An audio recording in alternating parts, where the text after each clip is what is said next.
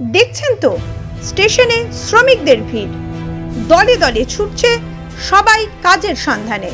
হ্যাঁ, তাদের উপর বাংলা ভাষার নামে অত্যাচার হয়নি। পশ্চিমবঙ্গ থেকে দক্ষিণ ভারত, উত্তর ভারতে ছুটে যাচ্ছেন পেটের তাগিদে। খিদে যে বড়ই কষ্টের। রাজ্যের সব থেকে বেশি পরিযায়ী শ্রমিক যায় এই মালদা জেলা থেকেই। কেন যুব সমাজকে পরিযায়ী হতে হলো? উত্তর আছে তৃণমূলের কাছে। আসুন শুনি শ্রমিকদের বক্তব্য। আমরা হায়দ্রাবাদে কাজে যাচ্ছি। কি কাজে? হায়দ্রাবাদে কাজে যাচ্ছি।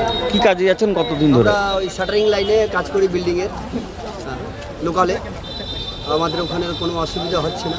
বাংলা বলে কোনো, যেহেতু দিল্লিতে যেটা হচ্ছে সেগুলো আমাদের এখানে কিছু পাচ্ছি না। পশ্চিমবঙ্গে কাজ নেই, তাই রাজ্য ছেড়ে ভিন রাজ্যে শ্রমিকেরা কাজে যেতে বাধ্য হচ্ছেন। এই শ্রমিক দরদি মমতাই বলেছিলেন, পরিযায়ীরা করোনা এক্সপ্রেস। এটাই বাংলার যুব সমাজের বাস্তব চিত্র। তবে একটাই কথা, রাজ্যে কর্মসংস্থান কোথায়? আর সেই জন্যই তো বাংলার যুব সমাজকে হায়দ্রাবাদ, চেন্নাই, বেঙ্গালুরু, দিল্লির পথে পা বাড়াতে হয়। উত্তরবঙ্গের মালদা জেলার বিভিন্ন প্রান্তের শ্রমিকেরা এখন ভিন রাজ্যে যাচ্ছেন। তারা অনেক দিন ধরে বাইরে কাজ করছেন, তাই বাংলা বলার কারণে নিপীড়নের শিকার। এই যুক্তি মানতে নারাজ মালদার পরিযায়ী শ্রমিকরা। বাইরে এই কারণে যে আমাদের এখানে আর কোনো কাজ নেই, সেরকম বিল্ডিং তৈরি হচ্ছে না, আর কিছু হচ্ছে না আমাদের এখানে অসুবিধা, তাই আমরা বাইরে যাই। বাড়ি কোথায়? আমার বাড়ি হচ্ছে পাকুড়। এরকম এদিকে হায়দ্রাবাদে এদিকে এরকম শুনিনি স্যার। এখন আমরা তো এখানে ভালোই আছি, পুলিশ প্রশাসনও ভালোই, কোনো রকম অসুবিধা হচ্ছে না। আজকে অনেকদিন থেকেই কাজ করছি আমরা।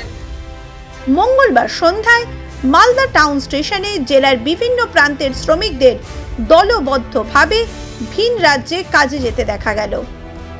জেলার বামনগোলা ব্লকের পাকুয়াহাটের প্রায় 30 জনের একটি টিম পরিযায়ী শ্রমিকের কাজে হায়দ্রাবাদের উদ্দেশ্যে রওনা দিয়েছেন। তাদের মধ্যে 20 বছর, আবার কেউ 15 বছর ধরে ভিন রাজ্যে শ্রমিকের কাজ করছেন। তাদের স্পষ্ট মত, কোথাও কোনো রকম ভাবে বাংলা ভাষাজনিত কারণে সমস্যা হয়নি। হায়দ্রাবাদে আর যাচ্ছি ম্যাক্সিমাম, আমার তো ব্যক্তিগত 15 বছর হয়ে গেল। কি কাজ করেন ওখানে আপনারা? বিল্ডিং এর কাজ করি, শাটারিং এর। কতজন যাচ্ছেন আজকে? যাচ্ছি 30 জন মতো। আপনাদের বাড়ি কোথায় সব? বাড়ি আমাদের শহরে পাকুয়াতে।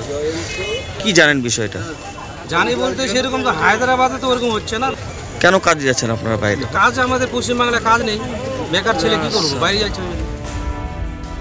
এখন প্রশ্ন হলো, রাজ্য সরকার পরিযায়ী শ্রমিকদের ক্ষতিপূরণ দিয়ে কি অন্য রাজ্যে যেতে উৎসাহী করছে?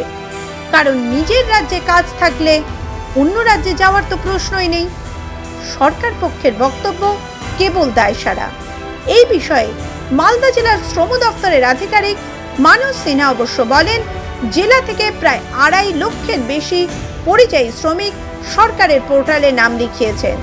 যদি কোনো শ্রমিকের স্বাভাবিক মৃত্যু হয় তাহলে 50,000, আর দুর্ঘটনায় মৃত্যু হলে 2 লক্ষ টাকা দেওয়া হবে। পশ্চিমবঙ্গ সরকার একটা পরিযায়ী শ্রমিকদের জন্য একটা কর্মসাথী পরিযায়ী শ্রমিক নামক একটা প্রকল্প চালু করেছে, স্কিম। সেই স্কিমের আওতায় মালদা জেলায় প্রায় 2,46,000 শ্রমিক নথিভুক্ত হয়েছে।